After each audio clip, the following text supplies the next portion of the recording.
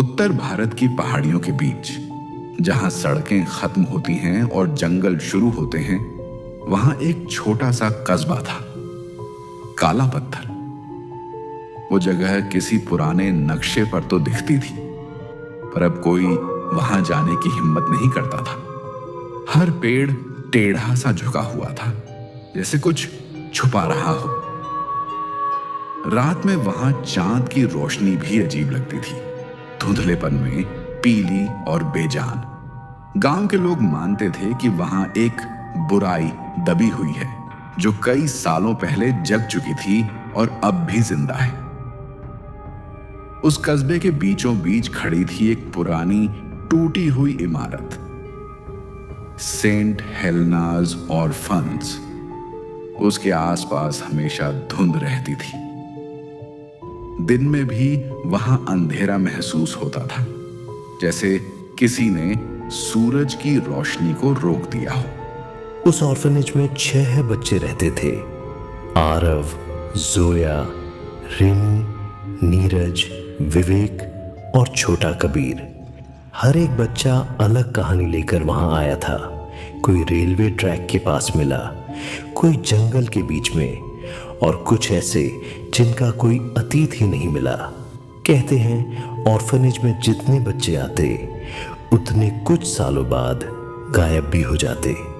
सरकार ने कई बार इंक्वायरी करवाई, पर मिसेस रोसालिन ने हमेशा कहा बच्चे नए घर चले गए, अडॉप्ट हो गए। पर गांव वाले कहते वो घर नहीं, जमीन के नीचे गए हैं। हर रात जब घड़ी 12 बजाती तो ऑर्फनेज की दीवारों से फुसफुसाहटें आने लगती।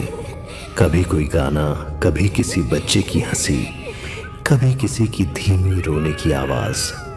बच्चों को नींद नहीं आती थी।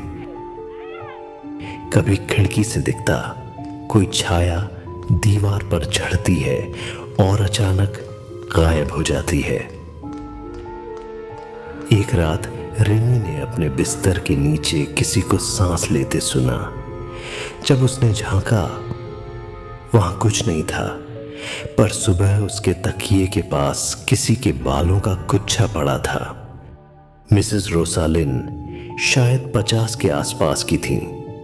शहर वाले कहते थे कि वो कभी कहीं नहीं जाती, बस ऑर्फनेज और पीछे के पुराने चैपल के बीच में रहती। वो हर रविवार उस चैपल में अकेले जाती और घंटों तक वहां बैठकर कुछ पढ़ती रहती।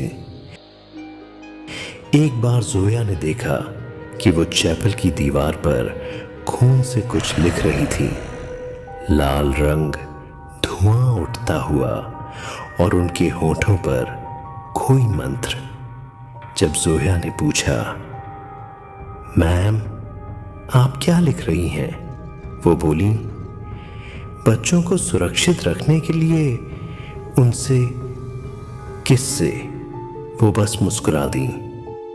ऑर्फनेज की सबसे ऊपरी मंजिल पर एक दरवाजा था, लोहे का, जंग लगा हुआ, हमेशा बंद। वो दरवाजा बाकी सबसे अलग था।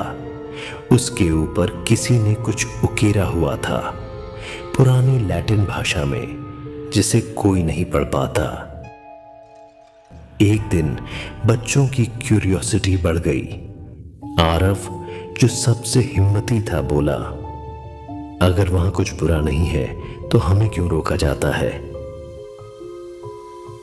रात के 2 बजे सब उठे, टॉर्च जलाकर सीढ़ियां चढ़े।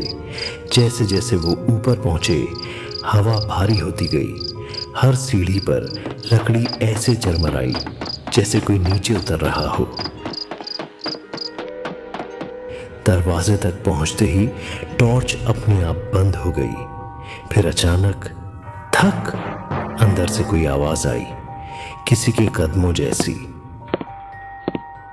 आरव ने धीरे से ताला घुमाया, दरवाजा खुल गया। अंदर अंधेरा नहीं, बल्कि घना धुआं था।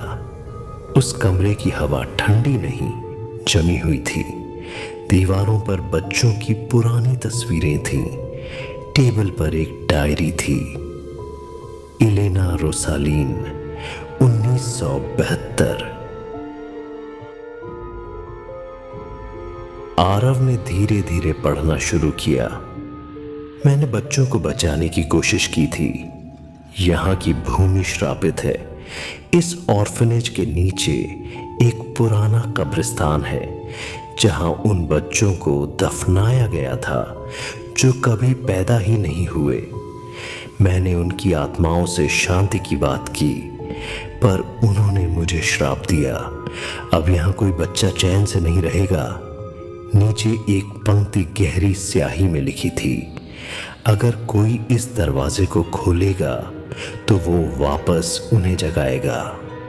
उसी पल हवा बदल गई, दीवारें कांपने लगी और छत से राख गिरने लगी। जोया ने पीछे देखा। एक काली आकृति दीवार से निकल रही थी, लंबे बालों वाली, बिना चेहरा, बस 2 गड्ढे जहां आंखें होनी चाहिए थीं। नीचे की मंजिल पर मिसेस रोसालिन जाग चुकी थीं।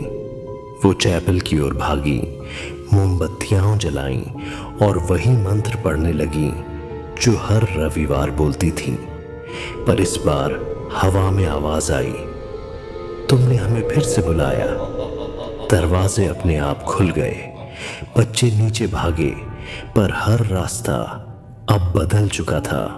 दीवारें सिमट रही थीं, सीढ़ियां गायब हो रही थीं।